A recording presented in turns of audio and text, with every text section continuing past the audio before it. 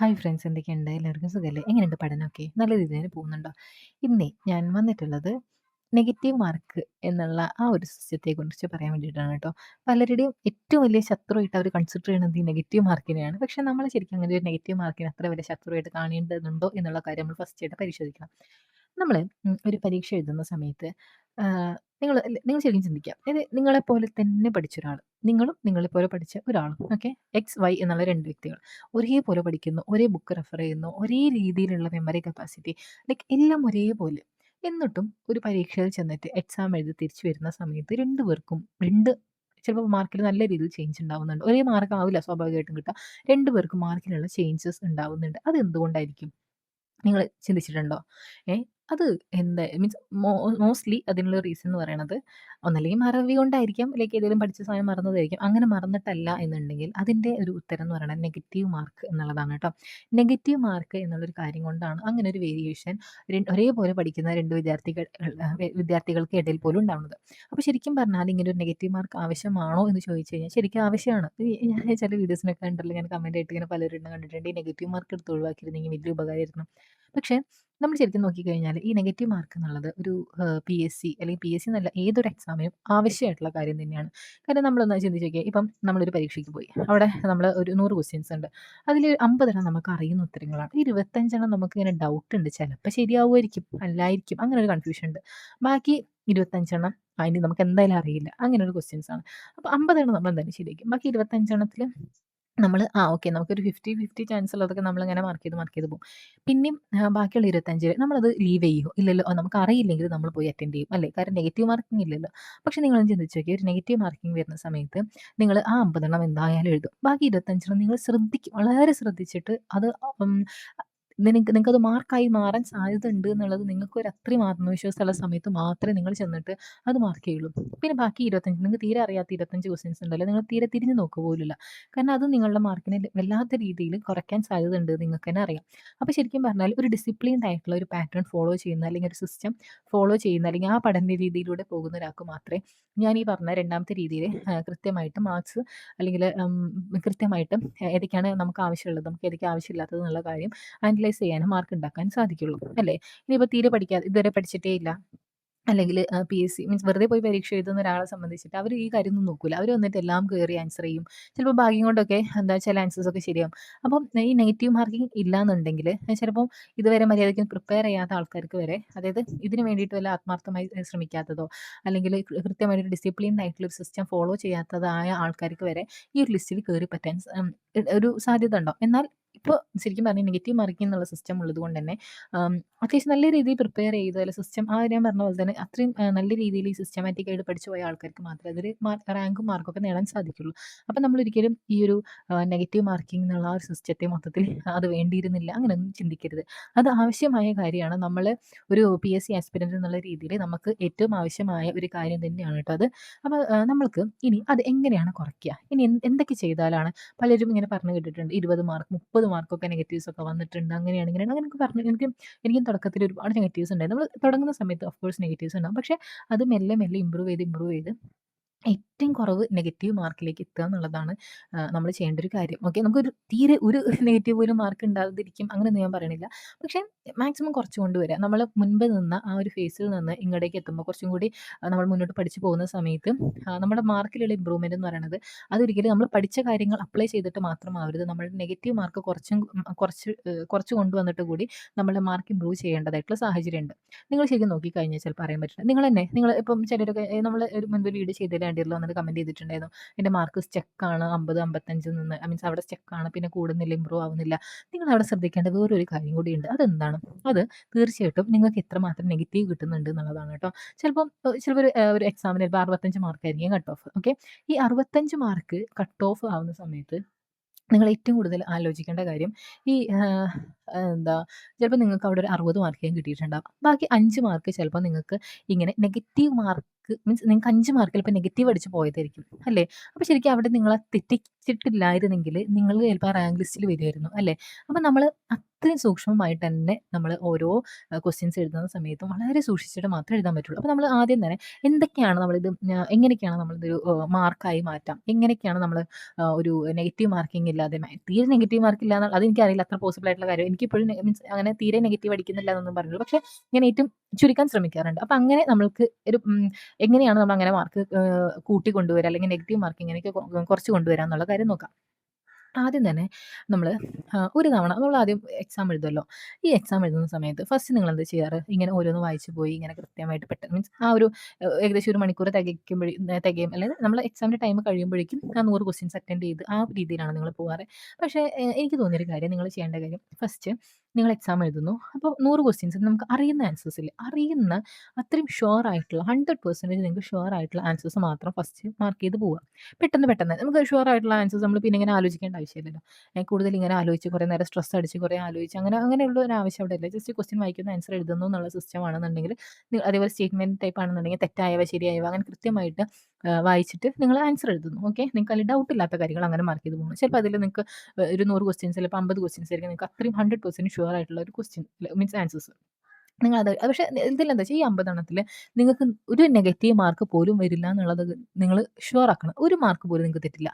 അത് നിങ്ങൾ കൺഫേം ആക്കണം. അത് ഇനി ആ ക്വസ്റ്റ്യൻ ക്യാൻസൽ ചെയ്താലല്ലാതെ നിങ്ങൾക്ക് ആ മാർക്ക് നഷ്ടപ്പെടൂല എന്നുള്ള കാര്യം നിങ്ങൾ അത്രയും ഷുവർ ആണ്. അങ്ങനത്തെ ആൻസേഴ്സ് മാത്രം എഴുതി പോവുക. ഓക്കെ. എന്നിട്ട് അതിന് ശേഷം നിങ്ങളെന്ത് ചെയ്യേണ്ടത്? നിങ്ങൾ വീണ്ടും അതായത് ഇപ്പോൾ ഇങ്ങനെ ചെയ്യുന്ന സമയത്ത് ചിലപ്പോൾ നമുക്ക് അരമണിക്കൂർ അല്ലെങ്കിൽ 3/4 മണിക്കൂർ കൊണ്ട് ഈ പരിപാടി നമ്മൾ തീരും അല്ലേ? മാത്സ് ഒക്കെ ചെയ്ത് വരുമ്പോഴേക്കും ഏകദേശം 3/4 മണിക്കൂർ കൊണ്ട് നമ്മൾ പരിപാടി തീരും. അതുപോലെ തന്നെ മാത്സിന്റെ കാര്യത്തിൽ ശ്രദ്ധിക്കേണ്ടത് നിങ്ങൾ ഒരു തവണ ചെയ്തു. ഓക്കെ. ഇപ്പോൾ ഒരു ഓഡ് വൺ ഔട്ട് അല്ലെങ്കിൽ അടുത്ത ലൈക്ക് നെക്സ്റ്റ് ടേം എന്താന്ന് ചോദിക്കുന്ന അങ്ങനത്തെ ക്വസ്റ്റ്യൻസ് ഒക്കെ ഉണ്ടാവില്ലേ? സീരീസിലൊക്കെ വരുന്നത്. അപ്പോൾ അങ്ങനെയൊക്കെ വരുന്ന സമയത്ത് ചിലപ്പോൾ നമ്മൾ ഒരുപാട് ടൈം എടുത്തു കഴിഞ്ഞാൽ ചിലപ്പോൾ ആ ക്വസ്റ്റ്യനിൽ ഉത്തരേ ഉണ്ടാവില്ല. അതങ്ങനെ നമ്മൾ PSCയിൽ എത്ര ക്വസ്റ്റ്യൻസ് ക്യാൻസൽ ആവുന്നുണ്ട്.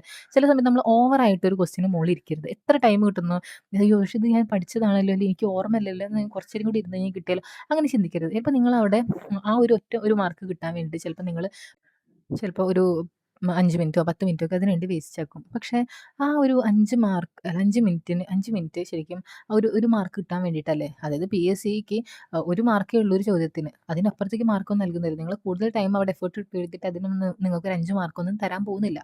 ഓക്കെ. അപ്പം എല്ലാത്തിനും ഒരു മാർക്കാണുള്ളത്. അപ്പം നിങ്ങൾ പഠിച്ച ക്വസ്റ്റ്യൻ ആണ് അത് എനിക്ക് കിട്ടിയേ പറ്റുള്ളൂ. ആ ഒരു വാശീൻ്റെ മോളൊന്നും ഇരിക്കരുത്. നമുക്ക് ഏതാണ് കിട്ടുന്നത് അടുത്തതിൽ പോവുക. എന്നിട്ട് ഇത് ഫുള്ള് വായിച്ചതിന് ശേഷം വീണ്ടും രണ്ടാമത് ഈ ക്വസ്റ്റ്യനിലേക്ക് വരുന്ന സമയത്ത് ചിലപ്പോൾ നിങ്ങൾക്ക് കിട്ടുമായിരിക്കും.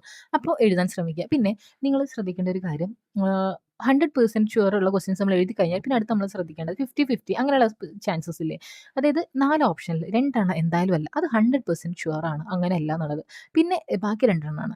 അതിൽ നിങ്ങൾ റിസ്ക് എടുക്കുന്നതിൽ വലിയ തെറ്റില്ല എന്നാണ് കേട്ടോ ഞാൻ വിശ്വസിക്കുന്നത്. ഞാൻ അങ്ങനെയാണ് ചെയ്യാറ്.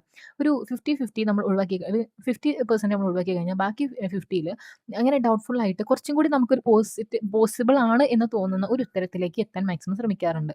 പിന്നെ പിന്നെ കാര്യം എന്താ വെച്ചാൽ തീരെ അറിയില്ല. എന്നാലും എവിടെയോ കേട്ടിട്ടുണ്ട്. എന്നാ പോയി അങ്ങ് എഴുതിയേക്കാം. അങ്ങനെയുള്ള ക്വസ്റ്റ്യൻസ് ദയവ് ചെയ്ത് അങ്ങനെ എഴുതരുത്. ഓക്കെ. അങ്ങനെയുള്ള അതും പ്രത്യേകിച്ച് അതിന്റെ ആൻസർ ഓപ്ഷൻ എ ആണെന്നുണ്ടെങ്കിൽ നിങ്ങൾ മാക്സിമം എഴുതാതിരിക്കുന്നതായിരിക്കും ബെറ്റർ എന്നാണ് എനിക്ക് തോന്നുന്നത്. ഇതൊക്കെ എൻ്റെ എക്സ്പീരിയൻസ് മാത്രമാണ് ഞാൻ പറയണത്. എവിടെയും കേട്ടതും കണ്ടതായിട്ടുള്ള കാര്യങ്ങളല്ല. ഇത് ഞാനും മോക്ക് ടെസ്റ്റുകളും കാര്യങ്ങളൊക്കെ ചെയ്ത് ഞാൻ തന്നെ ഉണ്ടാക്കിയെടുത്ത കുറച്ച് കാര്യങ്ങളാണ്. ഇപ്പം ഇത് ഞാനിപ്പോൾ എൻ്റെ ഈ രീതിയിലാണ് ഞാനിങ്ങനെയാണ് ലൈക്ക് ഞാൻ ഇങ്ങനെ ഒരു എന്താ പറയുക ഈ രീതി കണ്ടെത്തിയത്. ഞാനിങ്ങനെ കുറേ മോക്ക് ടെസ്റ്റുകളും PYQs ഒക്കെ ചെയ്തിട്ടാണ്. ഇപ്പം നിങ്ങളും പഠിച്ച് ഒരു പോയിന്റെത്തി നിങ്ങൾ ഡെയിലി PYQ ചെയ്യുക അല്ലെങ്കിൽ ഡെയിലി മോക്ക് ടെസ്റ്റ് ചെയ്ത് കഴിഞ്ഞാലുണ്ടല്ലോ നിങ്ങൾക്ക് ചിലപ്പോൾ ഞാൻ പറഞ്ഞതിനേക്കാളും ക്ലിയർ ആയിട്ടുള്ള ഒരു ഐഡിയ നിങ്ങൾക്ക് കിട്ടും. ഇപ്പോൾ എൻ്റെ ഒരു ഉപദേശവും കാര്യങ്ങളൊന്നും നിങ്ങൾക്ക് പിന്നെ ആവശ്യമുണ്ടാവില്ല. നിങ്ങൾ നിങ്ങളുടേതായ ഒരു സിസ്റ്റം കണ്ടെത്തും. ആ ഒരു സിസ്റ്റം എല്ലാ PSC ആസ്പിരൻസും കണ്ടെത്തണം എന്നാണ് ഞാൻ വിചാരിക്കുന്നത് കേട്ടോ. ഇപ്പം എനിക്കൊരു ക്വസ്റ്റ്യൻ കണ്ടു കഴിഞ്ഞാൽ മനസ്സിലാവും. ഇത് ഞാൻ അറ്റൻഡ് ചെയ്താൽ കൊളാവാൻ സാധ്യതയുണ്ടോ? കൊളാവാൻ സാധ്യതയില്ല. ഞാൻ പറയണേ ഞാൻ ഇതുവരെ ഞാൻ ഭയങ്കര പെർഫെക്റ്റ് ആയിട്ട് ഒരു നെഗറ്റീവ് പോലും ഇല്ലാത്ത ഒരു എക്സാം എഴുതിയിട്ടില്ല കേട്ടോ. നെഗറ്റീവ്സ് ഒക്കെ ഉണ്ടാവാറൊക്കെ ഉണ്ട്. പക്ഷേ മാക്സിമം ചുരുക്കാൻ എന്നെക്കൊണ്ട് ഇപ്പോൾ കുറച്ചായിട്ട് പറ്റുന്നുണ്ട്. പിന്നെ ഞാൻ പറഞ്ഞല്ലോ നമുക്ക് ഈ നെഗറ്റീവ് മാർക്ക് കുറയ്ക്കാനുള്ള ഒരു സിസ്റ്റം എന്ന് പറയുന്നത് ഏറ്റവും അത് കുറയ്ക്കാനുള്ള ഒരു വഴി എന്ന് പറയുന്നത് മോക്ക് ടെസ്റ്റുകൾ മാക്സിമം ചെയ്യുക എന്നുള്ളതാണ്. PYQs ഡെയിലി ചെയ്ത് നോക്കുക എന്നുള്ളതാണ് കേട്ടോ. നമ്മൾ ഫസ്റ്റ് ആയിട്ട് പോയിട്ട് എക്സാമിൻ്റെ അന്നാണ് ക്വസ്റ്റ്യൻ പേപ്പർ കാണുന്നതെന്നുണ്ടെങ്കിൽ ഉണ്ടല്ലോ അത് ഭയങ്കര ബുദ്ധിമുട്ടാവും. കാരണം അവിടെ എത്തിക്കഴിഞ്ഞാൽ നമുക്ക് ടൈം മാനേജ്മെൻറ്റിൻ്റെ പ്രശ്നം വല്ലാതെ ഉണ്ടാവും. എത്ര ടൈം നമുക്ക് അറിയില്ല, എത്ര മാത്സിന് വേണ്ടിയിട്ട് എത്ര ടൈം കൊടുക്കേണ്ടി വരും, അല്ലെങ്കിൽ GKക്ക് വേണ്ടി എത്ര ടൈം കൊടുക്കേണ്ടി വരും, അങ്ങനെ ഒരു സംഭവം നമ്മൾക്ക് മനസ്സിലാവില്ല. പക്ഷെ നമ്മൾ വീട്ടിൽ നിന്ന് ഇങ്ങനെ ചെയ്ത് കഴിഞ്ഞാൽ ഒരു പോയിന്റ് എത്തുമ്പോൾ നമുക്ക് ഏകദേശം അരമണിക്കൂറായി, 3/4 നമ്മളിങ്ങനെ ടൈമറും കാര്യങ്ങളൊക്കെ വെച്ച് പോകുമ്പോൾ നമുക്ക് ഓട്ടോമാറ്റിക്കായിട്ട് മനസ്സിലാവും ഓക്കെ ഇത്ര ടൈം കഴിഞ്ഞിട്ടുണ്ടാവാൻ സാധ്യതയുണ്ട്. നമ്മൾക്ക് ചിലപ്പോൾ ക്ലോക്ക് ഉണ്ടാവില്ല, വാച്ച് ഉണ്ടാവില്ല, ഒന്നും ഉണ്ടാവില്ല ആ സമയത്ത്. വാച്ച് എന്തായാലും ഓഫ് കോഴ്സ് കൊണ്ടുപോകാൻ പറ്റില്ല. പിന്നെ ക്ലോക്ക് ഇല്ലാത്ത ക്ലാസ് റൂമുകളാവാം, ചിലപ്പം ടീച്ചേഴ്സിനോട് ചോദിക്കാൻ ഒരു ബുദ്ധിമുട്ടൊക്കെ ഉണ്ട്. പക്ഷെ നമ്മളിങ്ങനെ ഡെയിലി ഇങ്ങനെ എഴുതി തുടങ്ങി കഴിഞ്ഞാൽ നമുക്ക് ഒരു പോയിന്റ് എത്തുമ്പോൾ ഏകദേശം ഇപ്പോൾ അരമണിക്കൂറായി കഴിഞ്ഞിട്ടുണ്ടാവും എക്സാം തുടങ്ങിയിട്ട്. അല്ലെങ്കിൽ നമുക്ക് ബെല്ലടിക്കുമ്പോഴൊക്കെ അറിയാം, എന്നാൽ പോലും നമുക്ക് തന്നെ അറിയാൻ പറ്റും. നമ്മളുടെ ബോഡി മീൻസ് നമ്മുടെ ശരീരത്തിന് മനസ്സിലാവും ഓക്കെ ഇത് അരമണിക്കൂർ കഴിഞ്ഞിട്ടുണ്ട്. അപ്പോഴേക്കും നമ്മൾ ഈ സ്ഥലം വരെ എത്തണം, അതായത് മാത്സ് വരെ എത്തണം, അല്ലെങ്കിൽ ഇംഗ്ലീഷ് ഈ ടൈമിനുള്ളിൽ തീർക്കണം എന്നുള്ള കാര്യങ്ങളൊക്കെ നമുക്ക് തന്നെ മനസ്സിലാവുന്ന ഒരു സമയം എത്തും. ഓക്കെ, അപ്പോൾ അങ്ങനെ ഒരു ടൈമിലേക്ക് നിങ്ങൾ മാക്സിമം മോക്ക് ടെസ്റ്റുകളൊക്കെ ചെയ്തിട്ട് എത്തേണ്ടതായിട്ടുണ്ട്. ഓക്കെ, അപ്പോൾ മാക്സിമം ഞാൻ പറഞ്ഞ പോലെ തന്നെ മാക്സിമം മോക്ക് ടെസ്റ്റുകൾ ചെയ്യുക, മാക്സിമം PYQs ചെയ്യുക. PYQ ചെയ്തിട്ട് നെഗറ്റീവ് മാർക്ക് കുറയ്ക്കുക. നെഗറ്റീവ് മാർക്ക് എങ്ങനെയായാലും കുറച്ചേ പറ്റുള്ളൂ, വേറൊരു വഴിയില്ല മാർക്ക് ഇമ്പ്രൂവ് ചെയ്യാൻ വേണ്ടിയിട്ട്. ചിലപ്പം ഞാനേ എൻ്റെ ഫസ്റ്റ് ഞാൻ പറഞ്ഞ ഞാൻ LDക്ക് വേണ്ടിയിട്ട് പ്രിപ്പറേഷൻ സ്റ്റാർട്ട് ചെയ്തിട്ടുണ്ടായിരുന്നു. 0.3 മാർക്കിൻ്റെ വ്യത്യാസത്തിലാണ് ഞാൻ റാങ്ക് ലിസ്റ്റിൽ ഉൾപ്പെടാതെ പോയിട്ടുണ്ടായിരുന്നത്. അപ്പോൾ എനിക്ക് എപ്പോഴും റിഗ്രറ്റ് അടിക്കുന്ന ഒരു ക്വസ്റ്റ്യൻ ഉണ്ട്. അത് മറ്റേ ഒരു തൂലികാനാമം ആയിട്ട് ബന്ധപ്പെട്ട ക്വസ്റ്റ്യൻ ആണ്. അത് ഞാൻ എക്സാം ഹാളിൽ കയറുന്നതിന് തൊട്ട് മുൻപ് നോക്കിയിരുന്നു. തൊട്ട് മുൻപ് പറഞ്ഞാൽ കുറച്ച് മുൻപ് നോക്കിയിട്ടുണ്ടായിരുന്നു. അപ്പോൾ നോക്കിയപ്പോൾ ഞാൻ ശരി അത് കുറേ ഇങ്ങനെ വായിച്ച് പോകും. അല്ലാതെ ശ്രദ്ധിച്ചില്ല. ഫുള്ളി ഫോക്കസ്ഡ് ആയിട്ടിരുന്ന് കൃത്യമായിട്ട് എനിക്ക് അല്ലെങ്കിൽ എന്തെങ്കിലും കോഡോ അങ്ങനെ എന്തെങ്കിലും വെച്ച് പഠിച്ചാൽ മതി. പക്ഷെ അങ്ങനെ കോഡ് വെച്ച് പോലും ഞാൻ പഠിച്ചിട്ടുണ്ടായിരുന്നില്ല. അന്ന് എനിക്ക് ഭയങ്കര വിഷമമായി. കാര്യം പക്ഷെ ഞാൻ അത് എന്നിട്ടാണെങ്കിൽ എന്ത് ചെയ്തു എന്ന് വെച്ച് കഴിഞ്ഞാൽ ക്വസ്റ്റ്യൻ ഹാളിൽ കയറിയിട്ട് ഞാൻ എക്സാം മാർക്കും ചെയ്തു. അപ്പോൾ അങ്ങനെയാണ് എനിക്ക് 0.3 മാർക്ക് നഷ്ടപ്പെട്ടിട്ടുണ്ടായിരുന്നത്. ഞാനിപ്പം അയ്യോ എനിക്ക് ഡൗട്ട് ഉണ്ട്, എന്നാൽ ഞാൻ ഒഴിവാക്കാം, അങ്ങനെ ഒരു സംഭവം ഞാൻ ചിന്തിച്ചിരുന്നെങ്കിൽ മേ ബി ആ 0.3 മാർക്ക് ഉള്ളത് കൊണ്ട് ഞാനിപ്പോൾ റാങ്ക് ലിസ്റ്റിൽ അറിയുമ്പോൾ ഞാൻ ഷോർട്ട് ലിസ്റ്റിൽ ഞാൻ സപ്ലിമെൻ്ററി ലിസ്റ്റിൽ ഉൾപ്പെട്ടേനെ.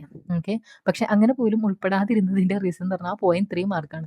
അപ്പം എനിക്ക് ഒരു നെഗറ്റീവ് മാർക്ക് എന്ന് പറയുമ്പോൾ എന്നെ റാങ്ക് ലിസ്റ്റിൽ നിന്ന് ബാക്കോട്ട് വലിച്ച ഒരു മാർക്കാണ്. അപ്പോൾ എനിക്കത് ഭയങ്കര പ്രശ്നമാണ്. എനിക്ക് അതിന് ശേഷം ഞാൻ എന്നിട്ട് അതിന് ശേഷം ആദ്യം ചെയ്ത കാര്യം വീട്ടിൽ വന്നിട്ട് തൂലികാനാമങ്ങൾ ഇരുന്ന് കോഡ് ഉപയോഗിച്ച് പഠിച്ചു എന്നുള്ളതാണ് കേട്ടോ. അപ്പോൾ അങ്ങനെയുള്ള സംഭവങ്ങളൊക്കെ ഉള്ളതുകൊണ്ടാണ് ഞാൻ പറയുന്നത്. അപ്പോൾ ഒരു 0.3 മാർക്ക് അല്ലെങ്കിൽ ഒരു 0.6 മാർക്കൊക്കെ നിങ്ങളെ റാങ്ക് ലിസ്റ്റിൽ നിന്ന് ഒഴിവാക്കുന്നതോ അല്ലെങ്കിൽ നിങ്ങളെ ഒരു 10, 20, 30 റാങ്കുകളിൽ മുൻപിലാക്കുന്നതൊക്കെ ആവും. ഒരു സ്റ്റേറ്റ് വൈഡ് ലിസ്റ്റ് ആണെന്നുണ്ടെങ്കിൽ ചിലപ്പോൾ 100 റാങ്കിനൊക്കെ ആയിരിക്കും ചിലപ്പോൾ നിങ്ങൾ മുന്നിലാവുക. ഇപ്പോൾ ഞാൻ വന്ന റാങ്ക് ലിസ്റ്റിൽ എൻ്റെ സെയിം മാർക്കുകൾ, അതായത് ASMൽ എൻ്റെ സെയിം മാർക്കുള്ള 6 7 പേരൊക്കെയുണ്ട്. കറക്റ്റ് എനിക്ക് എത്ര ഓർമ്മയില്ല, എന്തായാലും ഇത്ര ആൾക്കാരുണ്ട്. അപ്പോൾ ഒരു 0.3 മാർക്കിൻ്റെ ഡിഫറൻസ് ആണ് ഇത് കേട്ടോ. ഒരു മാർക്കല്ല ഞാൻ പറയുന്നത്, വെറും 0.3 മാർക്കിന് അത്രയും വ്യത്യാസമുണ്ട്. അതായത് ഒരു നെഗറ്റീവ് നിങ്ങൾ കുറച്ചിരുന്നെങ്കിൽ, അല്ലെങ്കിൽ നിങ്ങൾ അറിയാത്ത ഒരു ഉത്തരം എഴുതാതിരുന്നെങ്കിൽ, തീരെ ഒരു ഷുവർ അല്ലാത്ത ഒരു ആൻസർ ഇപ്പം ഞാൻ എഴുതാതിരുന്നെങ്കിൽ ഞാൻ എത്ര ഒരു 6 7 റാങ്കിന് മുൻപിലാവുമായിരുന്നു. ആ 6 7 റാങ്ക് എന്ന് പറയുമ്പോൾ ചിലപ്പോൾ 1 2 മാസം മുൻപ് ഞാൻ റാങ്ക് ലിസ്റ്റിൽ കയറുമായിരുന്നു. ഇപ്പം എൻ്റെ ഞാൻ OBC ആണ് കാറ്റഗറി. അപ്പോൾ OBC കാറ്റഗറിയിലുള്ള അടുത്തൊരാൾ, അപ്പം നമ്മൾ ഇങ്ങനെ കാറ്റഗറി വൈസ് ഒക്കെ കയറുന്ന സമയത്ത് ചിലപ്പോൾ എൻ്റെ മുന്നിലുള്ള 1 2 ആൾക്കാർക്ക് മുന്നിൽ ആ കാറ്റഗറി വൈസ് നോക്കുന്ന സമയത്തുള്ള 1 2 ആൾക്കാർക്ക് മുന്നിലായി പോയെന്ന് ഞാൻ. അപ്പം എത്ര മാസങ്ങൾക്ക് മുൻപായിരിക്കും നമ്മൾ ജോലി കിട്ടുക. അപ്പോൾ അത്രയും നിങ്ങൾ പേടിക്കണം. നെഗറ്റീവ് മാർക്ക് എന്ന് പറഞ്ഞൊരു നല്ലൊരു കാര്യമാണ്. നല്ല രീതിയിൽ പ്രിപ്പയർ ചെയ്യുന്ന ഒരു ആസ്പിരന്റിനെ സംബന്ധിച്ച് വളരെ നല്ലൊരു കാര്യം തന്നെയാണ്. എന്നാൽ ശ്രദ്ധിച്ചിട്ടില്ല എന്നുണ്ടെങ്കിൽ വലിയൊരു അബദ്ധം സംഭവിക്കുന്ന ഒരു കാര്യം കൂടിയാണ്. അപ്പോൾ കൃത്യമായി മനസ്സിലാക്കി ക്വസ്റ്റ്യൻസ് ശരിക്കും പഠിച്ചതിന് ശേഷം മാത്രം എത്ര മോക്ക് ടെസ്റ്റ് ചെയ്യാൻ പറ്റുക അത്രയും മോക്ക് ടെസ്റ്റ് ചെയ്തിട്ട് മാത്രം വീട്ടിൽ നിന്ന് ഇറങ്ങുക. ഓക്കെ, അപ്പോൾ അത്രയേ ഉള്ളൂ. Thank you so much for watching. പിന്നെ നെഗറ്റീവ്സ് എങ്ങനെയും കുറയ്ക്കുക, നമുക്ക് ജയിച്ചേ പറ്റുള്ളൂ. അപ്പോൾ വീഡിയോ ഇഷ്ടപ്പെട്ടിട്ടുണ്ടെന്നുണ്ടെങ്കിൽ തീർച്ചയായിട്ടും നിങ്ങൾ സബ്സ്ക്രൈബ് ചെയ്തിട്ടില്ല എന്നുണ്ടെങ്കിൽ എന്തായാലും സബ്സ്ക്രൈബ് ചെയ്യണ കാര്യം ഒന്ന് പരിഗണിക്കണം കേട്ടോ. അങ്ങനെ മാത്രമേ നിങ്ങൾ